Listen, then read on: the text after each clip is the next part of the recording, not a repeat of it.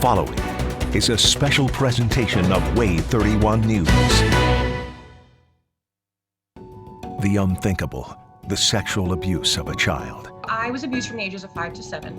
Innocence stolen from the most helpless among us, and families left shattered. I'll never forget sitting in court, and I'll never forget a mom's face. And it happens more often than you think. Prevalence of it is definitely higher than I expected it to be, I think. What every parent needs to know. Shattered innocence. Now here's Megan Reyna and Luke Hydash. You've probably heard of it. Your city probably has one. A child advocacy center, a place for victims of child sexual abuse to go.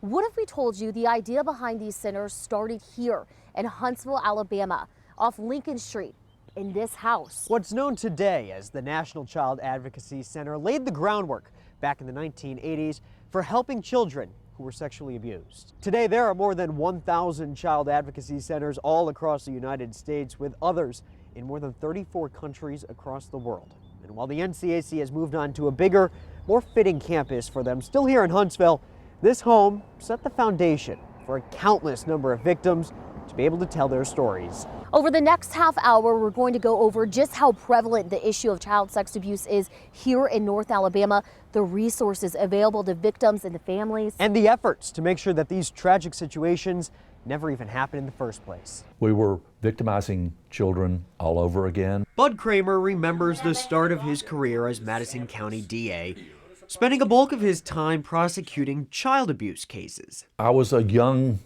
district attorney. I was elected DA when I was 31, but I kind of wasn't afraid of anything. At that time, the National Children's Advocacy Center didn't exist. Nothing of its kind did. Children abused were forced to tell their story over and over again. Bud Kramer saw the broken process firsthand. We were losing them, our opportunity to provide services for them. So as DA, Kramer started to make change that would stretch well beyond Huntsville. Knew I needed a family-friendly environment to make that child and maybe the accompanying family member feel comfortable and feel at home. And that was not in my office in the courthouse. I wanted a base where my prosecutors could go, the social workers could go, the police could come to, therapists could come to that needed to talk about a child that they had in treatment, and even where medical exams could be done. So could be a one-stop service center. We're doing what I never dreamed we could do. Kramer says his wake-up call to make this one-stop shop came after the story of a young girl named Tina, abused by her mother's boyfriend, forced to tell her story over and over. It wore her out, and Kramer, the one prosecuting this case, was right there with her. What she went through, I went home one night after I really got into an interview with her with the help of a therapist. Once with her grandmother, I finally got her comfortable talking about this. And I had a child at home the same age. I remember sitting there drinking a glass of wine thinking, I can't get this out of my head. This is so incredibly, overwhelmingly disturbing that I can't leave this. This is Eileen from DHR. So Kramer started to think outside of the box. I can do this differently, and I'm going to do it differently.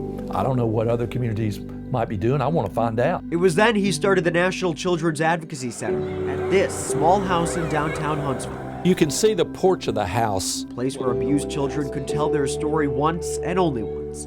Recorded in a safe environment with safe people. We're going to wake up the rest of the country. People are coming here from all over the country to look at better ways to help. He prosecuted cases for years. He served in the United States House of Representatives. But for Kramer, all of that pales in comparison to the good work he did at the NCAC. It doesn't get any better than this. Everyone who works here is fueled by stories of survival. Stories like Margaret Holzer's, a Huntsville native, Olympic swimmer, and victim of sex abuse. Yes, a world record for Holzer. Beisel, a young 15. Winning is in Margaret Holzer's genes. The Huntsville native breaking a world record, competing in the Olympics twice, winning both silver and bronze medals. World record pace. But Holzer had a bigger goal beyond the winner's podium. She wanted to speak her truth. I would cry in my goggles. I would get mad at the pool. I would take it out on the water. In 2008, Holzer revealed when she was a young girl, she was molested. So I intentionally waited until the games were over But I do think knowing that that was something I wanted to do and kind of having already made the decision to do it, it did take a lot of that pressure off, which I do think allowed me to compete at a higher level. I was abused from the ages of 5 to 7, and it was by a good friend of mine's father. Holzer said this man was someone she trusted, someone who watched her and her sister often. This man was kind of like a big little kid. He was always an active participant in what we were doing. She knew at the time what was happening to her was wrong, but she was too young to know what to do. Ultimately, her abuse ended when the family moved away. It would be years later, while sitting in class learning about sexual abuse, something clicked. We had it in Huntsville because of the National Children's Advocacy Center. Not long after that class, at 11 years old, she told someone for the first time. My 11-year-old friend, who had had the same education as I had because we were in the same class, you know, she had the fortitude to look at me and go, wow, like, Margaret, you were molested. Following that conversation with her friend, she came to her mother, Elizabeth Livingston. It was everything a mother did not want to hear, but knew you needed to hear it immediately. Not knowing what to do, Livingston called 911. After talking with investigators, the family was told to make an appointment with the NCAC, so they did. Holzer did a forensic interview and only had to tell her story once. From there, police got involved. Her family wanted to press charges. Livingston admits it was stressful, but she didn't feel helpless. When you have a child, you can't turn to page 53 and go, oh, what do I do when my child's been molested? You know, I mean, I didn't know what to do either. The case against Holzer's abuser was thrown out. They didn't have enough evidence. But Holzer was given counseling and her mother given reassurance this will not ruin their lives. It's absolutely essential. I owe a debt of gratitude to the kindness of the people. Yeah, this still gets to me at this stage.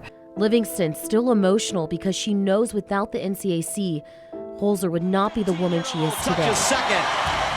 And while Holzer's time in the water may have given her a spotlight, God had a plan all along. God gave her a gift, and the gift was to help her with her true passion, which is helping with child abuse. This is somebody I knew. This is someone I trusted. Margaret Holzer has been spreading her message of survival around the country, speaking at events and advocating for the NCAC. I had no idea, you know, how often this was happening. When a victim arrives at the NCAC, the goal for the people who work here is pretty simple: to help those who need it and then hand things off to prosecutors who want to get a conviction just like Bud Kramer did. And that starts in this room with a forensic interview. Investigators and prosecutors watching the child's story from the outside. A much less scary environment with a lot less people in this room. Law enforcement in here keeping a recording, writing down notes, starting a case. While inside, the forensic interviewer follows a strict protocol. We ask very non-leading questions. It's important that we remain very neutral and we let the child tell us in their own words. Inside the room is just the child, the interviewer, sometimes even Wilson, the facility dog, here to keep nerves away and the child calm. Once a case begins, the detective's goal is to serve justice, and oftentimes that means abusers find themselves here inside a jail. And the investigators who put these criminals here, to say they're busy, that would be an understatement. So we traveled all across North Alabama to take a look at these different agencies and see the trends they're seeing and the issues they face. I observe the ugly. I deal with the ugly. It takes a special type of detective to deal with child abuse cases. And the eyes and ears for our children. I work behind the scenes on these cases. Someone like Madison County investigator Crystal Bailey. Doesn't end. It doesn't end. You have to be motivated to be in this unit. The latest data from the Alabama Department of Human Resources reveals the amount of reported child abuse cases has gone up in the last year, but it's been a mainly upward trend for the past 5 years. In 2017, there was just more than 7,900 reported cases.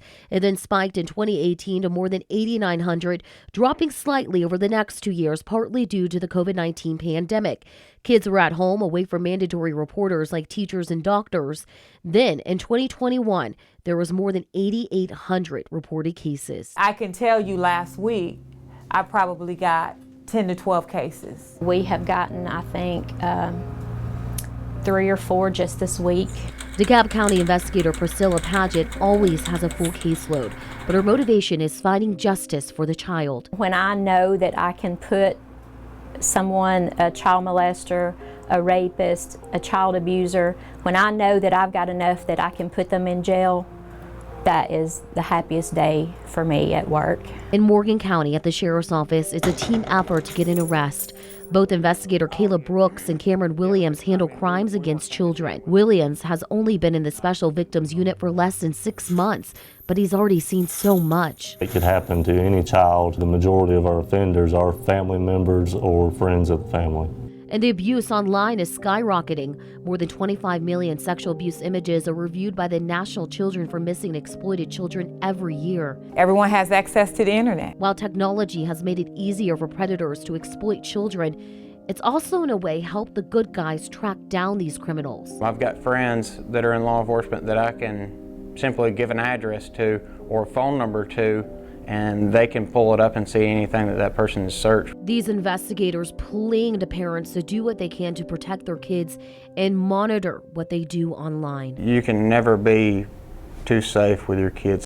While a conviction doesn't come out of every case, justice is served in some. Coming up, the lasting trauma from those who suffer a lot more than most people could imagine.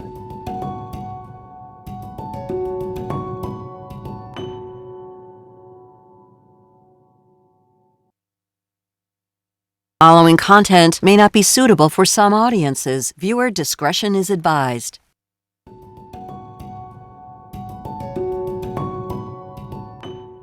Statistically, women experience sexual abuse more than men. According to the CDC, 1 in 5 women will experience rape or attempted rape. That's a very different story for men. That statistic becomes 1 out of every 38. One of them right here in North Alabama, and he is telling his story 40 years after his assault. But she sat down and she made photo albums for each kid. Randy Gautreaux is 56 years old. He looks back at his childhood as a happy one. A loving mother, a caring father, a very special big brother. What he shares with that brother, though, it's something he wishes he could forget. It's a very violent act. There were like 4 guys teenagers from another neighborhood, and they would come over and kind of single us out. And they got my brother too. At just 4 years old. There were 2 places that these attacks would happen, and they would just single one of us out at a time.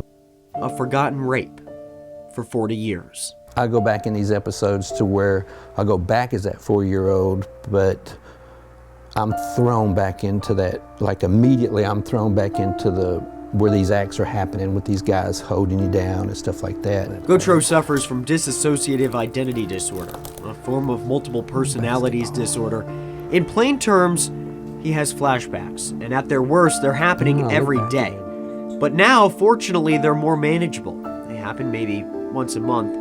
And these flashbacks are ones that bring him back in time to relive the pain of his own rape. I always thought that kid was another kid, but it's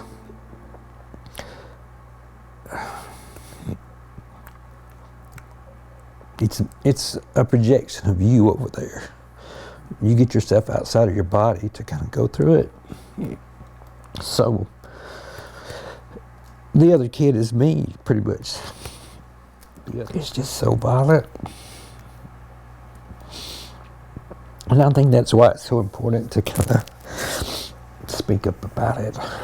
The first bite sends pain from my small backside. From the time of that rape in the late 1960s to 2010, Gautreaux was unaware that it had even happened. Such a violent act, his brain suppressed it. But in 2010, 40 years after the assault, it was a conversation with his brother that brought it all back. I finally kind of put stuff together. So I called my brother one night, and I was just distraught. And I told him, I said, I want to ask you some questions. And kind of yes or no's, but not too detailed. I'll never forget it, because at the end of the conversation, he said, I was hoping they didn't get to you. A period of severe depression followed.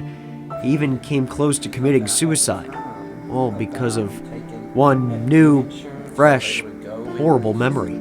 The thing about the house was the mattress, because you're pressed down in that mattress and you're having trouble breathing. Years of therapy, tough conversations, and self-realization later, it all led to a new Randy Gautreaux, one that helps others, so that stories like his become a thing of the past, and another child doesn't have to go through that same pain.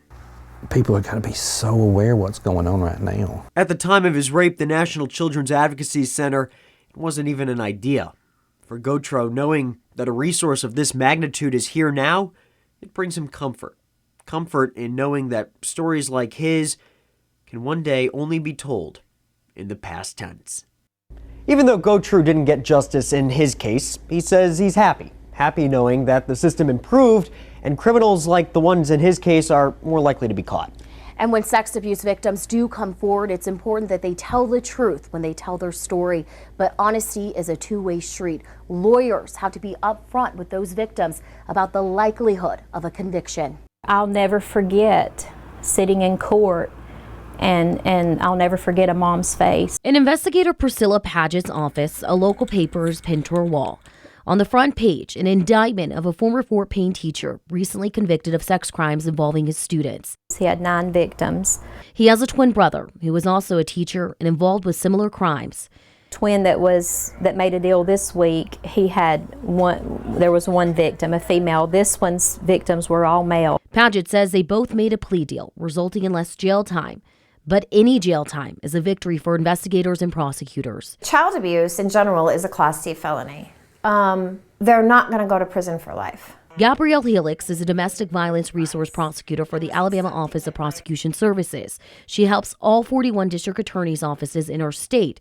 Previously, she was an assistant DA in Madison County working with the NCAC. When you are isolating, grooming, coercion, intimidating your victim to the point that it's not a bar fight because they can't fight back, you have this uneven balance of power, and to me that is the most offensive crime in the justice system. Still, Helix respects the justice system and says she has to be realistic with each family. As a mother, if someone hurt my child, I'd want them under the jail.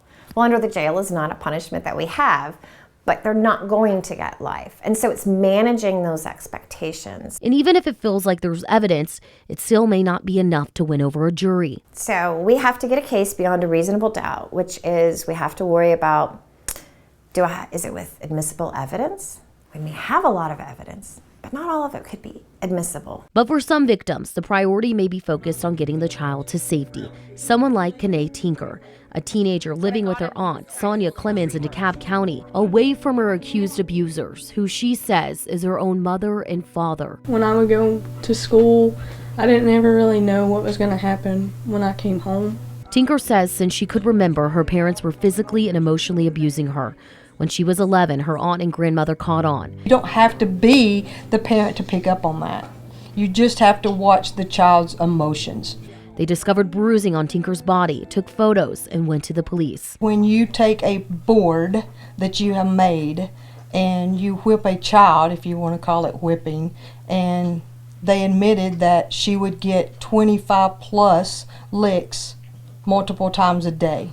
She could have got 100 licks a day. That is nothing but child abuse. The parents were charged with domestic violence in the 3rd degree, a misdemeanor. DHR placed Tinker with her aunt and uncle in December of 2019. She felt free. She's not the same child that she was. She knows now she's loved. She knows how to be clean. She knows how to hold herself. She knows that we're proud of her. And now she has dreams. I see a future, actually, now, more than what I did. She wants to go to college. She wants to be a veterinarian. She told me yesterday if she couldn't be a vet that she wanted to be she loves to do hair. This is my makeup / hair. And during these past several years, Tinker has been healing. She loves volleyball, doing her hair, making straight A's, and hanging out with friends. She finally feels at home, asking her aunt and uncle to legally adopt her, a couple who never planned on having kids of their own, but have no regrets saving this bright young girl. Couldn't thank him enough, honestly. We just want her to know that she's loved, she'll never be abused. You know, as long as my husband and I are alive, she'll never be abused. An important part of a child's journey after abuse happens in a room like this. Yeah, coming up, the importance of therapy and how it's helping survivors find hope.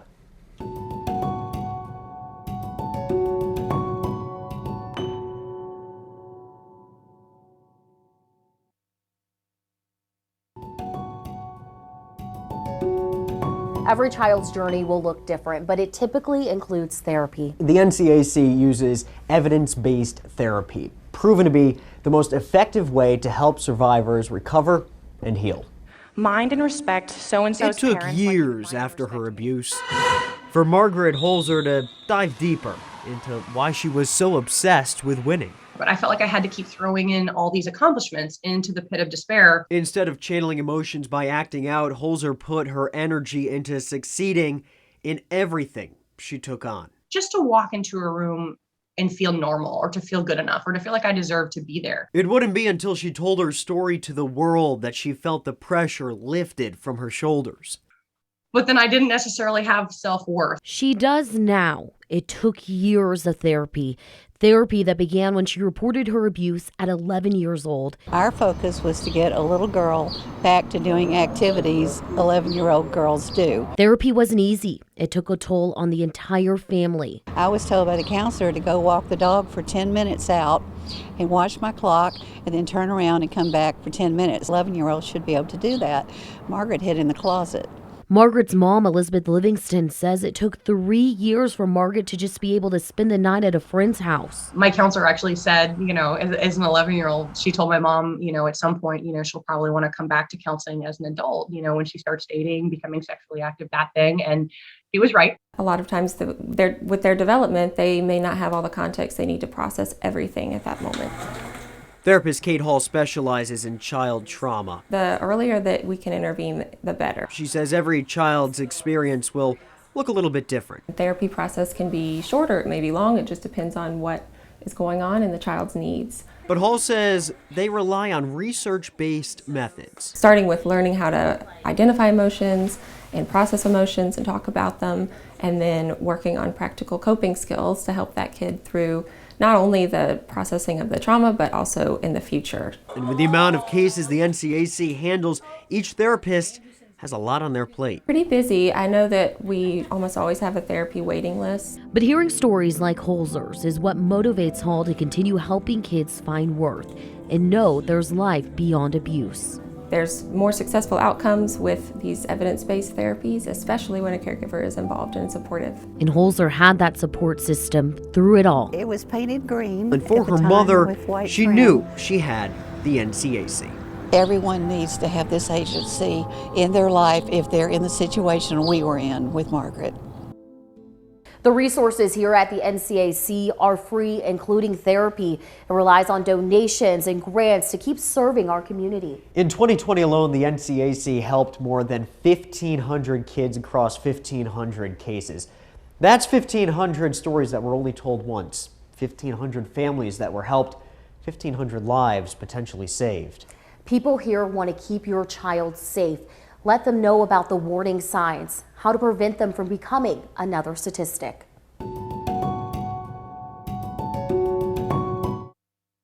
Thank you for watching this special presentation of WAAY 31 News. For more than 60 years, North Alabama has turned to WAAY 31 for trusted news, weather, and information. Coverage you can count on air, online, on your phone.